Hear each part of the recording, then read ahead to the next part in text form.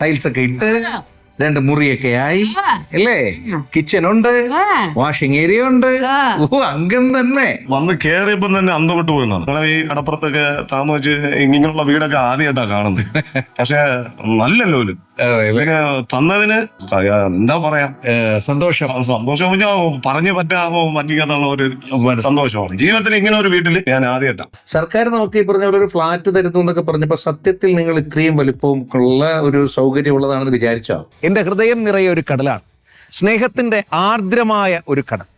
എല്ലായ്പ്പോഴും തീരദേശവാസികളെ ചേർത്ത് പിടിച്ച കേരളവും കേരളക്കരയിലെ മലയാളികളെ ചേർത്ത് പിടിച്ച തീരദേശവാസികളും എന്നും എല്ലായ്പ്പോഴും പരസ്പര പൂരകങ്ങളാണ്.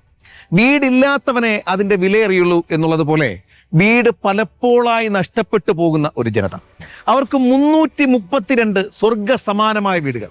അതുകൊണ്ടാണ് ഞാൻ ആദ്യം പറഞ്ഞത് എൻ്റെ ഹൃദയം നിറയെ ഒരു കടലാണ്, സന്തോഷത്തിന്റെ കടൽ. ഇന്ന് ഈ എപ്പിസോഡിൽ നമ്മൾ ഒരുമിച്ച് ഈ 332 വീടുകളിലേക്ക് ഒരു യാത്ര പോവുകയാണ്. അവരുടെ സന്തോഷങ്ങളിലേക്ക്, അവരുടെ ഹൃദയത്തിലെ ആ തിരയിളക്കങ്ങളിലേക്ക് സുസ്വാഗതം.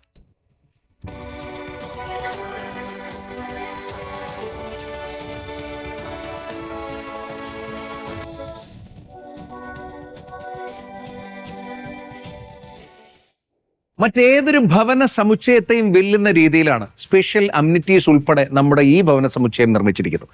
പ്രത്യാശ എന്നാണ് പേര്. തിരുവനന്തപുരത്തെ മുട്ടത്തറ വില്ലേജിൽ ഇതിനു മുൻപ് പ്രതീക്ഷ എന്ന പേരിൽ ഒരുക്കിയ കടൽ തീരദേശവാസികൾക്കായിട്ടുണ്ടായിരുന്ന അവരുടെ ഒരു പുനർഗേഹത്തിന്റെ തൊട്ടടുത്ത് തന്നെയാണ് ഈ പുനർഗേഹ പദ്ധതി. വളരെ ഗംഭീരമായി 81 കോടി രൂപ ചെലവഴിച്ചിട്ട് 400 ഫ്ലാറ്റുകളാണ് സർക്കാർ വിഭാവനം ചെയ്തത്. അതിൽ 332 ഫ്ലാറ്റുകളാണ് ഇന്ന് നമ്മൾ ഒരുമിച്ച് കാണുന്നത്. 68 ഫ്ലാറ്റുകളുടെ പണി വളരെ വേഗത്തിൽ അടുത്ത ഘട്ടത്തിൽ പൂർത്തിയാകും. എല്ലാം കൊണ്ടും സന്തോഷം നിറഞ്ഞൊരു എപ്പിസോഡായിരിക്കും ഇത്. ഞാനും നിങ്ങളും ഒരുമിച്ച് കാണുന്നു. വായ.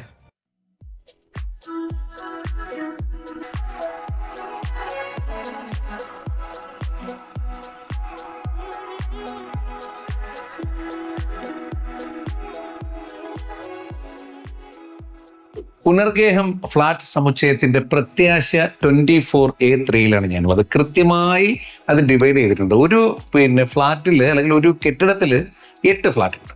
മുകളിൽ 4, താഴെ 4. അതിലിപ്പോൾ ഇത് A ലെവലിലെ 3യിലാണ്. ഏറെ പ്രിയപ്പെട്ട കുടുംബാംഗങ്ങൾ ഈ പറഞ്ഞ പോലെ എന്നെ വീട് കാണിക്കാൻ വേണ്ടിയിട്ട് കൊണ്ടുവന്നിപ്പുണ്ട് കേട്ടോ. എന്താണ് പേരെന്ന് ഞാൻ ചോദിച്ചില്ല. എന്താ പേര്? നദീറയും സൈഫുദ്ദീൻ.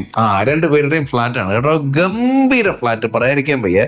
എന്നോട് ഇവർ ഭയങ്കര സന്തോഷത്തിലാണ് പറഞ്ഞത്, ഞങ്ങൾക്ക് കിട്ടിയതിൽ ഏറ്റവും നല്ല, ഞങ്ങൾക്ക് ഇത്രയും പ്രതീക്ഷിച്ചില്ല, ഇത്രയും മനോഹരമായിട്ടുള്ള സ്പേഷ്യസ് ആയിട്ടുള്ള 2 ബെഡ്റൂം ഉള്ളൊരെണ്ണം കിട്ടുമെന്ന് പ്രതീക്ഷിച്ചില്ല എന്നൊക്കെ ഭയങ്കര എക്സൈറ്റഡ് ആയിട്ടാണ് പറഞ്ഞത്. നമ്മൾ ഇത്രയും ഉദ്ദേശിച്ചില്ല. കാര്യം നമ്മള് വന്ന് കേറിയപ്പം തന്നെ അന്തം വിട്ടു പോയെന്നാണ്. കാരണം പറഞ്ഞു കഴിഞ്ഞാൽ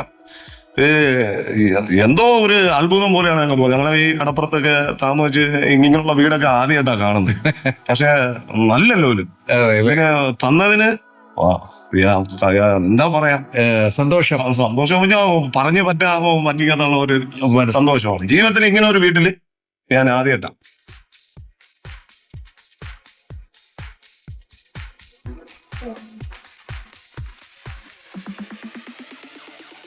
ഇതുവരെ ഉള്ള മൊത്തത്തിലുള്ള ഈ ഒരു അവസ്ഥയെ സർക്കാരിനെ എങ്ങനെ വിലയിരുത്തും? നമ്മൾ ഈ സർക്കാരിനെ നമ്മൾ അംഗീകരിച്ചേ പറ്റൂ. കാര്യം പാവങ്ങളെ സഹായിക്കുന്ന ഒരു സിറ്റുവേഷനാണ് ഇപ്പൊ ഇതിൽ നമുക്കുണ്ട്. പാവങ്ങളെ അവർ എന്നും നമ്മുടെ കൂടെ ഉണ്ട്. ഞങ്ങൾ ക്യാമ്പിൽ കിടന്നപ്പോൾ മുട്ടത്തറ വില്ലേജറിൻ്റെതും ബഹുമാനപ്പെട്ട കളക്ടർ സാറിൻ്റെതും ഞങ്ങൾക്ക് 3 നേരം ഭക്ഷണം, അവിടെ ഗ്യാസ് കുറ്റി വരെ ഞങ്ങൾക്ക് കാര്യങ്ങളൊക്കെ കൊണ്ടുതന്ന് ചെയ്യിപ്പിച്ചു. ഞങ്ങൾ കിടക്കാനുള്ള കട്ടില് കാര്യങ്ങളൊക്കെ സൗകര്യങ്ങളൊക്കെ അവിടെ ചെയ്തു തന്നു. സ്കൂൾ തുറക്കുന്ന മുറയ്ക്ക് അവിടെ നിന്ന് മാറാൻ പറഞ്ഞു. നിങ്ങൾ വാടകയ്ക്ക് താമസിക്കണമെന്ന് പറഞ്ഞു. ഞങ്ങൾ വാടകയ്ക്ക് പറ്റുമെന്ന് പറഞ്ഞപ്പോൾ നിങ്ങൾക്ക് ഫ്ലാറ്റ് എടുക്കുന്നുണ്ട്, ആ ഫ്ലാറ്റ് തരുന്നത് വരെ നിങ്ങൾക്ക് വാടക തരുമെന്ന് പറഞ്ഞു. 3 വർഷം വാടക മുടങ്ങാതെ 10-ാം തീയതിക്കകത്ത് തന്നിരുന്നു. ഇതേപോലെ ആര് ചെയ്യും എന്നുള്ള ഒരു വിഷയമാണ്. കടലോളം കരുതൽ എന്ന വാചകങ്ങൾ വെറുതെ ഇവരുടെയൊക്കെ ജീവിതത്തിലേക്ക് കടലോളം കരുതലുമായി നമ്മുടെ സംസ്ഥാന സർക്കാർ കൃത്യമായി ഇടപെടേണ്ട സമയത്ത് ഇടപെട്ടു എന്നത് എന്നും എല്ലായ്പ്പോഴും മലയാള ജനത ഹൃദയത്തോട് ഓർത്തു വെക്കുന്ന ഒന്നായിരിക്കും.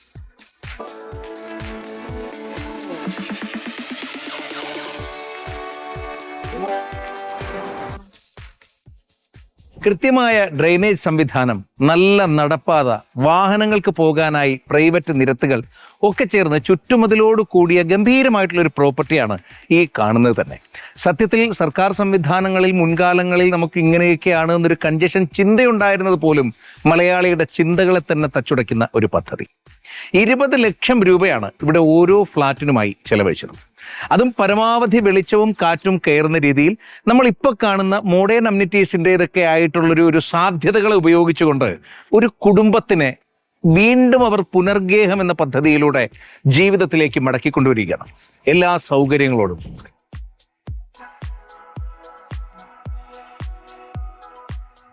എങ്ങനെയുണ്ട് വീട്? കൊള്ളാമോ? ഓ അടിപൊളി. എന്നെ കൊണ്ടുപോയില്ലല്ലോ തൊട്ട്. ഇവിടെയാണോ കിടക്കുന്നേ?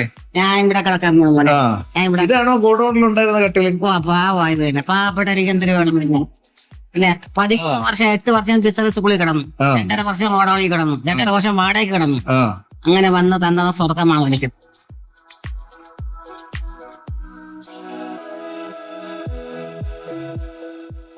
കടൽപ്പണിക്ക് പോകുന്നുണ്ടോ? ഇപ്പോഴും കടൽപ്പണിക്ക് പോകുന്നുണ്ട്. പക്ഷെ എന്റെ ജീവിതത്തിൽ ഞാൻ കാണാത്തത് എന്റെ അമ്മയ്ക്ക് ദൈവത്തിന്റെ അനുഗ്രഹം ഉണ്ടായാണ് കൊടുത്തോണ്ട് നന്ദി.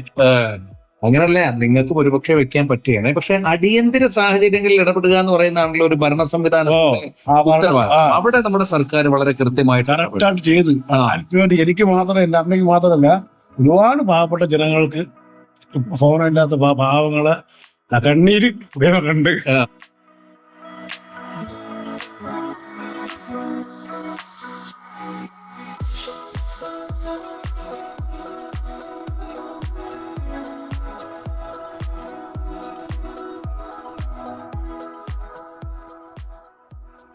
തിരുവനന്തപുരത്തെ മുട്ടത്തറ വില്ലേജിലുള്ള 8 ഏക്കറിലായിട്ടാണ് അതിഗംഭീരമായിട്ടുള്ള ഈ പ്രോപ്പർട്ടി ഡെവലപ്പ് ചെയ്തത്.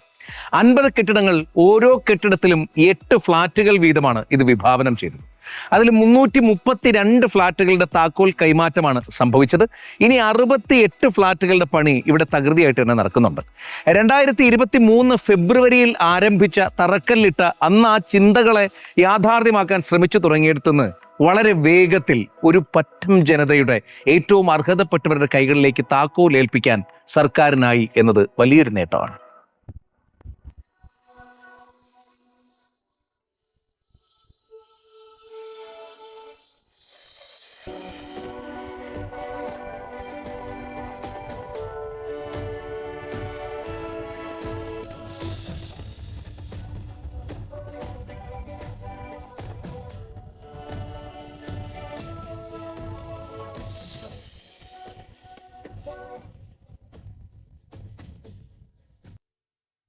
നമ്മുടെ നാടിന്റെ സ്വന്തം സൈന്യം എന്ന് ഈ സംസ്ഥാനം വിശേഷിപ്പിച്ച മത്സ്യത്തൊഴിലാളികളുടെ കാര്യത്തിൽ എന്ത് ചെയ്താലും അത് കൂടുതലാവില്ല എന്ന ബോധ്യത്തിലാണ് സർക്കാരുള്ളത്. സമയബന്ധിതമായി ഈ വീടുകളുടെ നിർമ്മാണം പൂർത്തിയാക്കാനായി എന്നത് ഏറ്റവും സന്തോഷകരമായ കാര്യമാണ്. ഇടക്ക് പാരിസ്ഥിതികാനുമതി ലഭ്യമാകുന്നതിന് കേന്ദ്ര തലത്തിൽ ലഭിക്കേണ്ടിയിരുന്ന അനുമതിക്ക് വന്ന കാലതാമസം അതൊരു വിഷമകരമായ സാഹചര്യം സൃഷ്ടിച്ചെങ്കിലും നല്ല രീതിയിൽ ഈ വീടുകളുടെ നിർമ്മാണം പൂർത്തിയാക്കാനായി എന്നത് സന്തോഷകരമായ കാര്യമാണ്. ഫാത്തിമ ഉമ്മ ഭയങ്കര ഹാപ്പിയാണ്. കാര്യം എന്താ അറിയോ? ബഹുമാനപ്പെട്ട മുഖ്യമന്ത്രിയുടെ കയ്യിൽ നിന്ന് താക്കോല് മേടിച്ചത് നമ്മളാണ് അല്ലേ? ഞാൻ തപ്പി നടക്കായിരുന്നു ഇങ്ങനെ ഒരാൾ ഇവിടെ ഏത് സ്റ്റേജിൽ കണ്ടതേ ഉള്ളൂ. സന്തോഷമായോ? സന്തോഷം, വളരെ സന്തോഷം. ഈ ഫ്ലാറ്റ് വന്ന് തുറന്ന് കണ്ടപ്പോ ഇത്രയും പ്രതീക്ഷിച്ചായിരുന്നോ? ഇല്ല. എങ്ങനെയുണ്ട് ഫ്ലാറ്റ്? അടിപൊളി ഭവനമായിരുന്നു. ടൈൽസ് ഒക്കെ ഇട്ട് 2 മുറിയൊക്കെ ആയി അല്ലേ? കിച്ചൺ ഉണ്ട്, വാഷിംഗ് ഏരിയ ഉണ്ട്. അംഗം തന്നെ. ഹൃദയത്തിനകത്ത് നിന്ന് വരുന്ന വാക്കുകളാണ് കേട്ടോ. ഈ സന്തോഷം സത്യത്തിൽ അവർ വർഷങ്ങളായിട്ട് അനുഭവിച്ചുകൊണ്ടിരുന്ന ദുരവസ്ഥയ്ക്ക് അറുതിയായതിന്റെയാണ്. ചേർത്ത് പിടിക്കേണ്ടിടത്ത് കടലോളം ചേർത്ത് പിടിക്കാൻ നമുക്ക് ചില പ്രിയപ്പെട്ട മനുഷ്യരുണ്ട്, പ്രിയപ്പെട്ട നേതാക്കളുണ്ട്, പ്രിയപ്പെട്ട ഒരു സംവിധാനമുണ്ട് എന്നത് ഹൃദയത്തോട് ചേർത്ത് വെക്കുന്ന മലയാളി.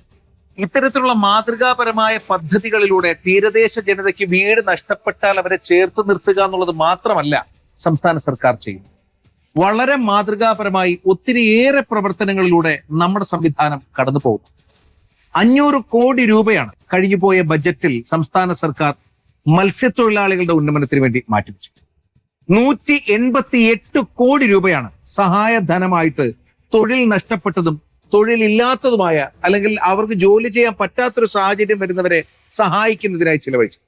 136 കോടി രൂപയാണ് തീരദേശത്തെ സ്കൂളുകളുടെ കുട്ടികളുടെ പഠന നിലവാരം മെച്ചപ്പെടുത്തുന്നതിന് വേണ്ടിയിട്ട് ചിലവഴിച്ചു. ചുരുക്കി പറഞ്ഞാൽ തീരദേശ മേഖല ഇടനെഞ്ചിലുണ്ട്.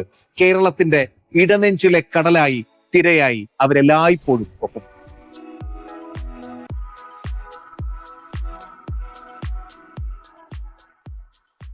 പാലിങ്ങനെ സെറ്റായിക്കൊണ്ടിരിക്കുകയാണ്. ഇവരുടെ വീടിന്റെ ആദ്യത്തെ നിമിഷങ്ങളാണ്. എന്ത് തോന്നുന്നു ഇപ്പോ?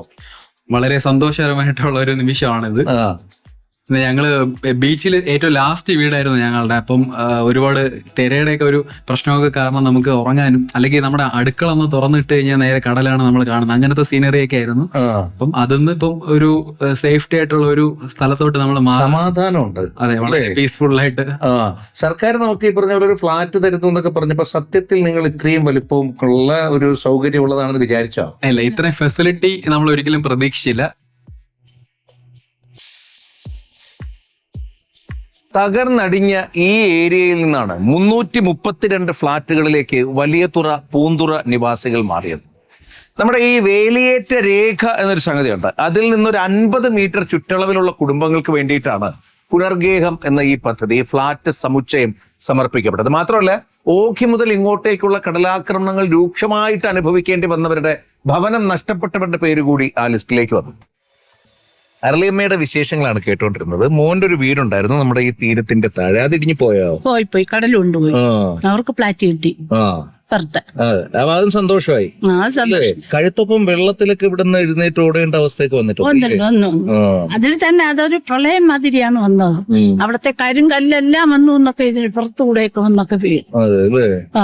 അങ്ങനെയാണ് പേടിച്ച് ഓടി. നമുക്ക് ഫ്ലാറ്റ് കിട്ടി. സന്തോഷം, വളരെ സന്തോഷം.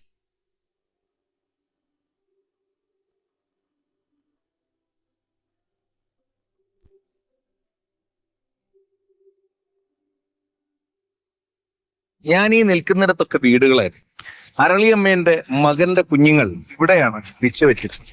പക്ഷെ ഇന്ന് ആ വീടിൽ ജീവിതം എന്ത് ചെയ്യണം എന്നറിയാതിരിക്കുമ്പോഴാണ് ഏറെ പ്രിയപ്പെട്ട സംസ്ഥാന സർക്കാരിന്റെ ഈ പുണ്യം നിറഞ്ഞ പദ്ധതി അവരുടെ ജീവിതത്തിലേക്ക് വന്നിട്ടുള്ളത്. നമുക്ക് ഓരോ വീടുകളിലും കയറി വിശേഷങ്ങൾ, സന്തോഷങ്ങൾ ഒക്കെ കേട്ടറിഞ്ഞു.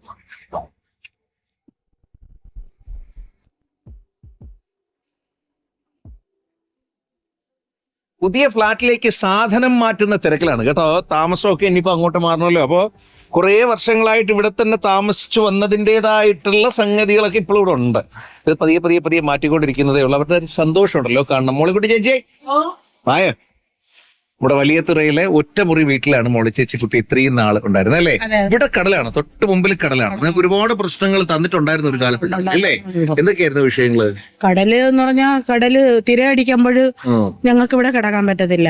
വെള്ളം അടിച്ച് കയറി ഞങ്ങൾ ചിലപ്പോ ഈ ഷീറ്റൊക്കെ മറയ്ക്കുന്നതിന് ഷീറ്റൊക്കെ അടിച്ച് ഇതിനകത്ത് കയറും. അതുകൊണ്ട് മേൽക്കൂരെല്ലാം പോയി ഞങ്ങൾ രണ്ടാമത് പഴയ ഷീറ്റുകളെല്ലാം പറക്കിയിട്ട് അതിന്റെ ഇതാണ് കാണുന്നത്. മനസ്സിലായി. സംസ്ഥാന സർക്കാർ നിങ്ങൾക്ക് വാടക തന്നിട്ടുണ്ടായിരുന്നു. വാടക തന്നു.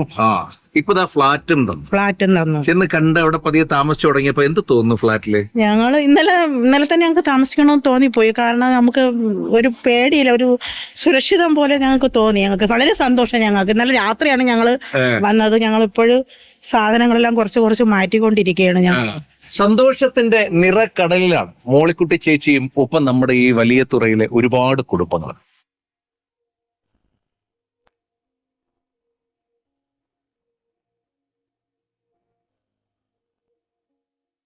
കടല് കയറി ഇങ്ങറ്റം വരെ എത്തിക്കിടക്കുകയാണ് കേട്ടോ. തകർന്നടിഞ്ഞ സ്വപ്നങ്ങളുടെ നേർക്കാഴ്ചകളാണ് ഒരു പക്ഷേ ഇന്നലെ വരെ ഇത്. ഇപ്പോൾ അങ്ങനല്ല. ഇവിടെ നിന്നൊക്കെയും ഒരു നാൾ ഏതോ ഒരു ജനലിന്റെ ചാര് കടൽ വന്ന് പേടിപ്പിക്കുന്ന, ഭയപ്പെടുത്തുന്ന സമയത്ത് ഹൃദയം കൊണ്ട് ആഗ്രഹിച്ചിരുന്ന, പ്രാർത്ഥിച്ചിരുന്ന വീട് അല്ലെങ്കിൽ ഫ്ലാറ്റ് എന്ന സ്വപ്നത്തിലേക്ക് നടന്നു കയറിയ കുറേ മനുഷ്യർ. തകർന്ന സ്വപ്നങ്ങൾ എന്നതിൽ നിന്ന് പിന്നെയും പടുത്തുയർത്തപ്പെട്ട സ്വപ്നങ്ങൾ എന്നതിൻ്റെ സന്തോഷത്തിലേക്ക് പോകാനായ ഒരു ജനത.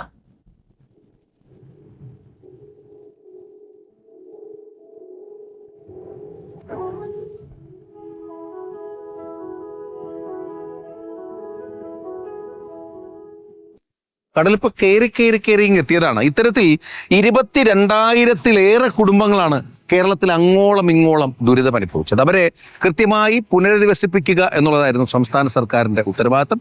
ഫിഷറീസ് വകുപ്പ് ഇതിനു വേണ്ടിയിട്ട് വകയിരുത്തിയത് 2450 കോടി രൂപയാണ്. 332 ഫ്ളാറ്റുകളുമായിട്ട് പുനർഗേഹം ഇവരെ വീണ്ടും പുനരധിവസിപ്പിക്കുമ്പോൾ ആദ്യഘട്ടം കഴിഞ്ഞാൽ അടുത്തിനിയും 60ഓളം ഫ്ളാറ്റുകൾ, 60നും മേൽ ഫ്ളാറ്റുകൾ ഇനിയും ഇവർക്കായിട്ട് തുറക്കുന്നു.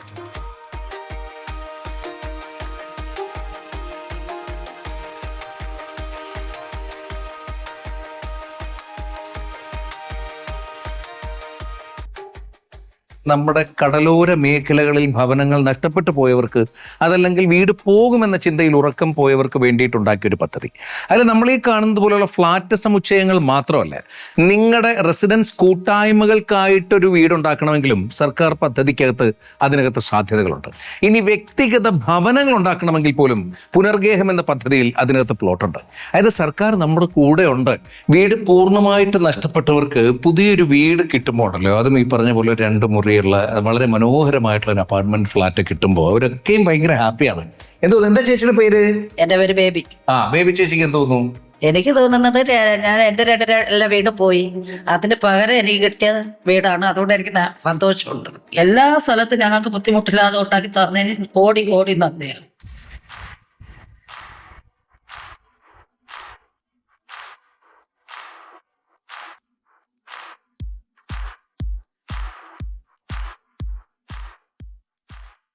പ്രത്യാശയുടെ 15B1 ഈ പറഞ്ഞ പോലെ തയ്യാറെടുപ്പുകൾ നടക്കുകയാണ്. ഇനി കയറി താമസമാണല്ലോ. ഞാനിതെല്ലാം കണ്ട് കേട്ട് പോകാനായിട്ട് വന്നതായിരുന്നു. ഈ പറഞ്ഞ ഉദ്ഘാടനം കഴിയുന്നു, എന്നിട്ട് നിങ്ങളെല്ലാം പലരും താമസമായി, നിങ്ങളത് അവിടെ നിന്ന് വൃത്തിയാക്കുന്നത് കണ്ടിട്ട് കയറിയതാണ്. എന്ത് തോന്നുന്നു? അപ്പച്ചനെ നമുക്ക് സേഫ് ആക്കാൻ പറ്റുന്നുണ്ടല്ലോ, അത് മാത്രമാണ് ഞങ്ങൾ നോക്കുന്നത്. ആ വീട് ഇപ്പോഴും ഉണ്ടോ? ആ വീട് ബാത്റൂമും ബക്കരിയൊക്കെ പോയി, സ്റ്റെപ്പ് വന്നിട്ട് കടലിലെ സൈഡാണ് നിൽക്കുന്നത്. ഒരു തരാഴ്ച വീട് സെൻസൈഡൊക്കെ പോയിട്ടുണ്ട്, വെള്ളം അടിച്ചു പോയിട്ടുണ്ട്. കിച്ചണിൽ നിന്ന് നമുക്ക് ജോലിയൊന്നും ചെയ്യാൻ പറ്റത്തില്ല. കഴിഞ്ഞ മാസത്തെ തിരയിൽ വന്നിട്ട് ഫുള്ളും ഇവിടെ ഇപ്പൊ അടുത്ത ഫർണിച്ചറൊക്കെ ചെയ്യാന്നുള്ളതാണ് അല്ലേ? ഫർണിച്ചറൊക്കെ ഇപ്പൊക്കെ ഇടുക, എന്നിട്ട് ഐശ്വര്യമായിട്ട് അങ്ങ് താമസം മാറ. അപ്പച്ചനെ സേഫ് ആക്കും, സേഫ് ആക്കും. അതാണ് നമ്മുടെ മെയിൻ ഇത്. നമുക്ക് എവിടെയാണെങ്കിലും ഓടിപ്പോകാമല്ലോ, കുട്ടികൾ നമുക്ക് ഓടിപ്പോകും. പക്ഷെ അപ്പച്ചന് ഓടാൻ പറ്റത്തില്ല, നല്ല പ്രായമുള്ള ആളാണ്. അതെ, പലരും ചിന്തിക്കാതെ പോകുന്ന കാര്യങ്ങളാണ് നമുക്ക് ഓരോരുത്തരെയും പരിചയപ്പെടുമ്പോൾ മനസ്സിലാക്കിയെടുക്കാനാകുന്നത്. വയ്യാത്ത മനുഷ്യരെയും ചേർത്ത് പിടിച്ച് ഈ ജനത കഷ്ടപ്പാട് ദുരിതത്തിലൂടെ കടന്നു പോകരുത്. അവിടുന്നാണ് ഇത്ര മനോഹരമായൊരു ഭവനത്തിലേക്ക് അവർ വന്നു കയറുന്നത്.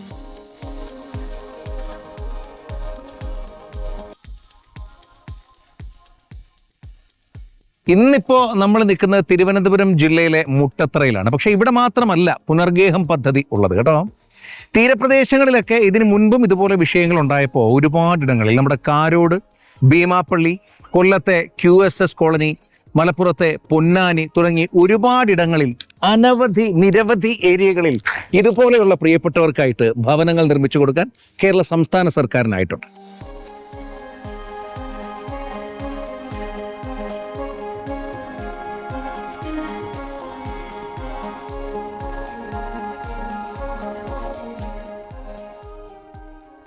പ്രത്യാശ 23B3 അമീർ ഹംസക്കാരുടെ വീടാണ് കേട്ടോ. നമ്മൾ ഒരുപാട് പേരെ കണ്ടെങ്കിലും ഇതുപോലെ ഒരു ഹൗസ് ടൂർ ചെയ്യണല്ലോ, ഹോം ടൂർ അത് ചെയ്യട്ടെ.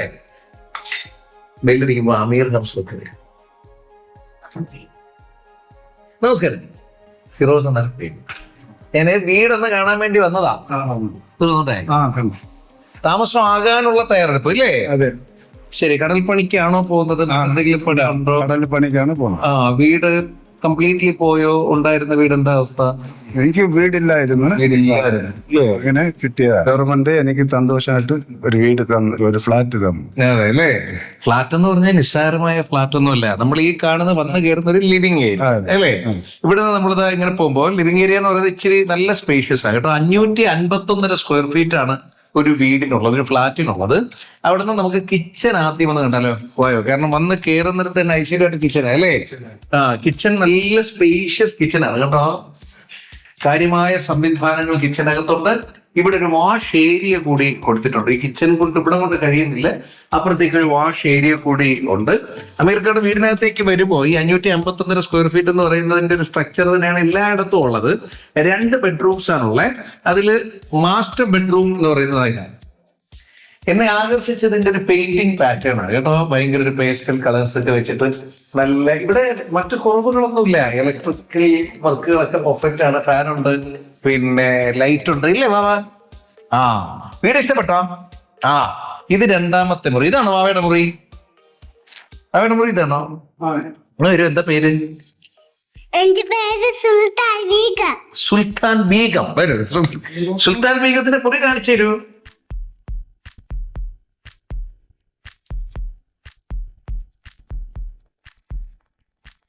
നല്ല കാറ്റും വെളിച്ചവും കയറുന്നത് പോലെയാണ് വീടുകളുടെ നിർമ്മാണം. ഫാമിലി എന്തിയേ? ആ, ഇപ്പൊ മനസ്സൊക്കെ നിറഞ്ഞു തുളുമ്പി നിൽക്കുകയാണ് അല്ലേ? വീട് 551 സ്ക്വയർ ഫീറ്റ് എന്നാണ് നമ്മൾ പറയുന്നതെങ്കിലും വീടിന്റെ അകത്തെ സൗകര്യങ്ങൾ, അതിന്റെ പരമാവധി കോർണേഴ്സ് ഉൾപ്പെടെ ഉള്ളതിനെ മനോഹരമായിട്ട് ഉപയോഗിച്ചിട്ടുണ്ട് എന്നുള്ളതാണ് ഒന്നാമത്തെ പോയിന്റ്. എന്നെ കൂടുതൽ ആകർഷിച്ചത് എന്താ അറിയോ? ഈ 551 സ്ക്വയർ ഫീറ്റ് എന്നതിനേക്കാൾ മുകളിൽ പുറത്തെ അമ്യൂണിറ്റീസാണ്. നമ്മൾ വളരെ പെട്ടെന്ന് ഒരു വിദേശ രാജ്യത്തിന്റെ ഒരു ഗംഭീര ഏരിയയിൽ എത്തിയത് പോലെയുള്ള ഒരു ഫീൽ നമുക്ക് കിട്ടും. അവരുടേതായ നിരത്തുകൾ, അവരുടേതായിട്ടുള്ള നടപടികളൊക്കെ ആയിട്ട് വളരെ കൃത്യമായിട്ടുള്ള ഒരു സംവിധാനത്തിലാണ് ഈ ഭവന പദ്ധതി സമുച്ചയം പുനർഗേഹം എന്നത് ആവിഷ്കരിക്കപ്പെട്ടിട്ടുള്ളത്.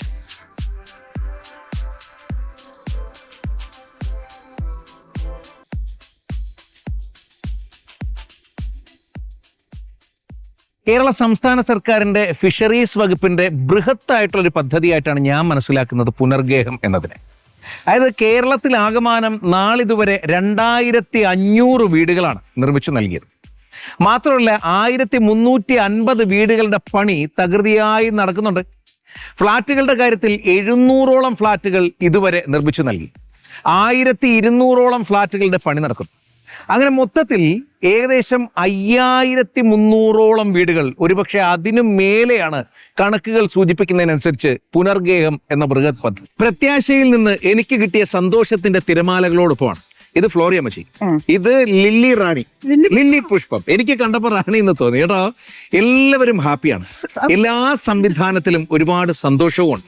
ഒരുപക്ഷെ ഈ കടലാക്രമണത്തിന്റെ ഒരു ഭീതി, അല്ലെങ്കിൽ അത് പകർന്നു കൊടുത്ത വല്ലാത്തൊരു ഉറക്കമില്ലാത്ത രാത്രികളിൽ നിന്നുള്ള സുസ്ഥിരമായ ഒരു മോചനം. സംസ്ഥാന സർക്കാരിന്റെ സംവിധാനങ്ങൾക്ക്, ഇതിന് ചുക്കാൻ പിടിച്ചവർക്ക്, ഇവരോടൊപ്പം എന്റെയും ഹൃദയത്തിന്റെ ഉള്ളിൽ നിന്ന് നന്ദി. നവകേരളത്തിന്റെ മറ്റൊരു എപ്പിസോഡിൽ മറ്റൊരു വിഷയമായി കാണാം. അതുവരെ ബൈ ഫ്രം ഫിറോസ്. ഒരു ടാറ്റ പറഞ്ഞേ അങ്ങോട്ട്.